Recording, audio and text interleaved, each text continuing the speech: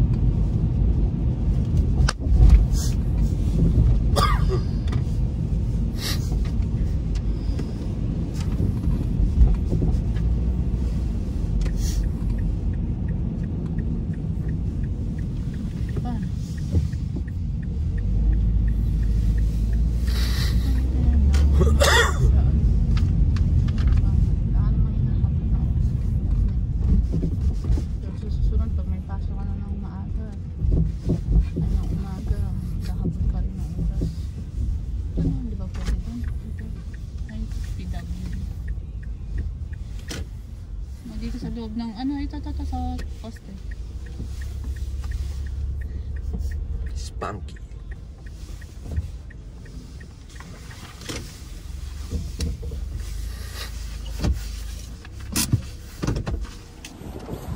Yun, dito na tayo sa clinic. Dito malapit sa amin, ano lang, 2-minute ride lang mula sa bahay mga kapits. Ito, nakalagay ito. IWK Health Center.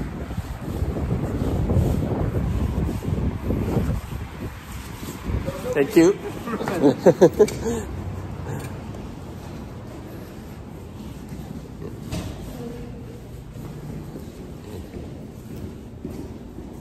Blood collection services. Oh. May ulit kasi bawal mag-video sa loob.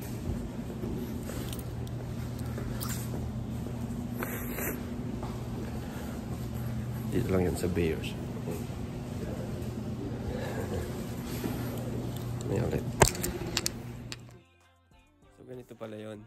Ito yung form na binibigay ng doctor, then magpapabook ka sa blood collection center. So sa may harapan, yung laboratory request, primary care, kailangan andun yung authorized requestor, yung doctor. Tapos sa kabilang side, sa taas is patient info.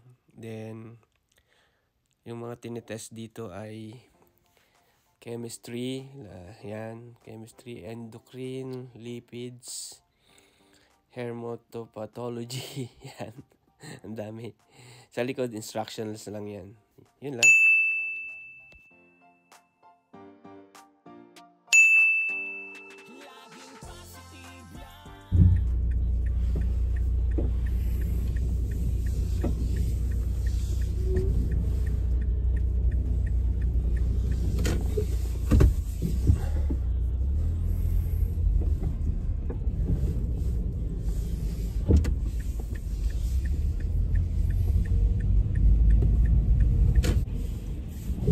Yan, tapos na mga kapits. Oras na 7:20. Total 20 minutes. Pangalawa kami sa pila. Bilis lang.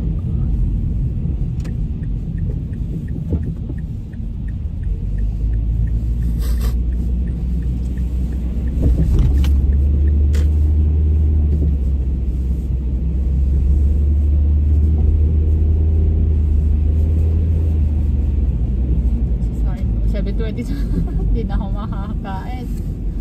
Buti na yun. Ito na naman saing. Buti ba tinapay?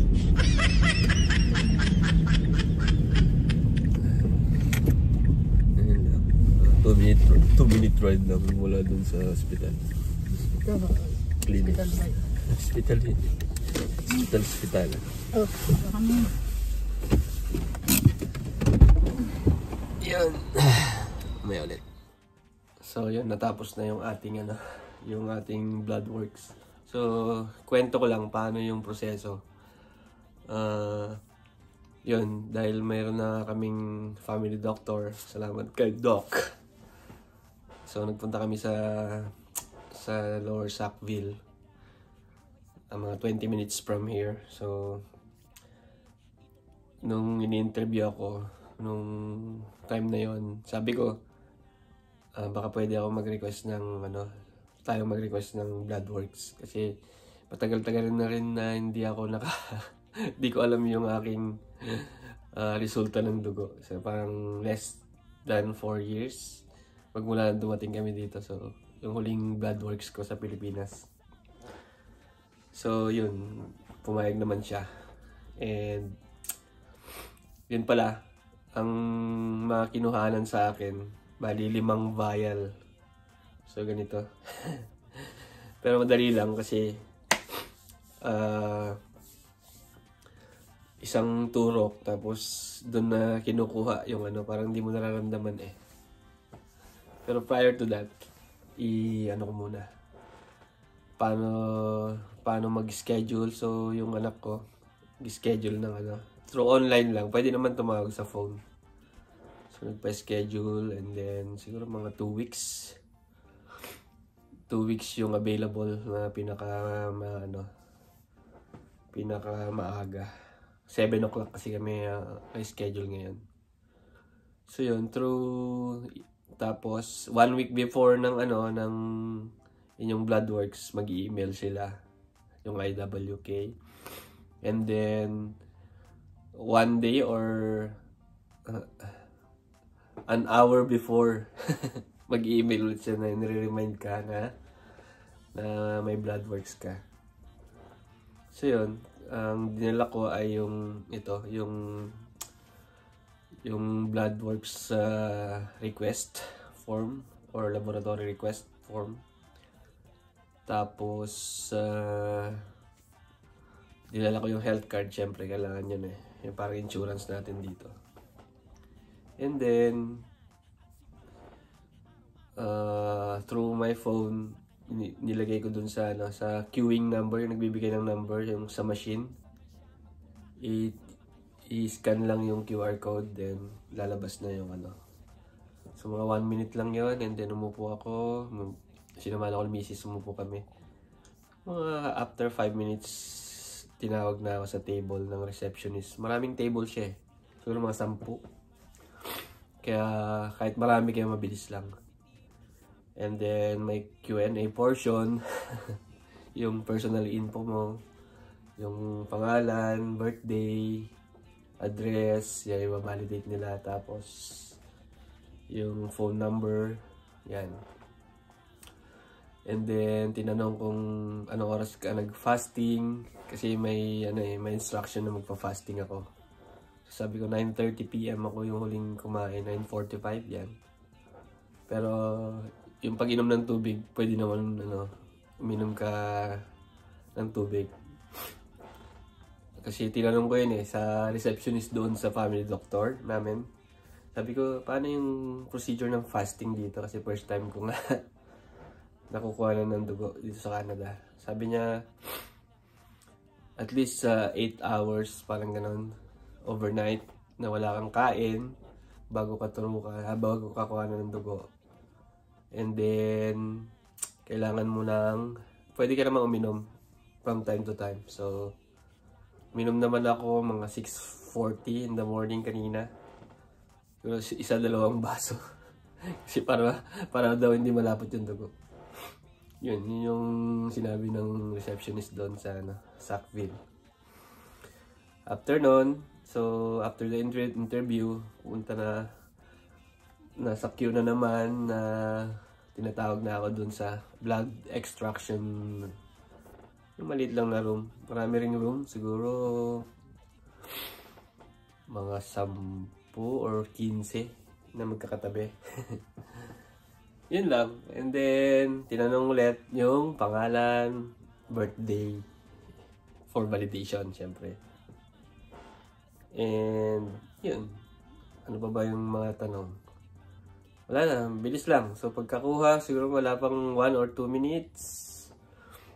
Tapos na, and then sabi, ready to go. Yun. Bawal kasi mag-picture sa loob. Marami mga nakapaskil dun eh. Sa mga walls ng clinic or blood extraction na clinic na bawal mag-video. Pwede naman mag-video pero may written consent. Mag-photo. Picture taking. Pero may written consent. Wag na, di ba? Yun, ikakwento ko na lang. So, after nun, ganun lang.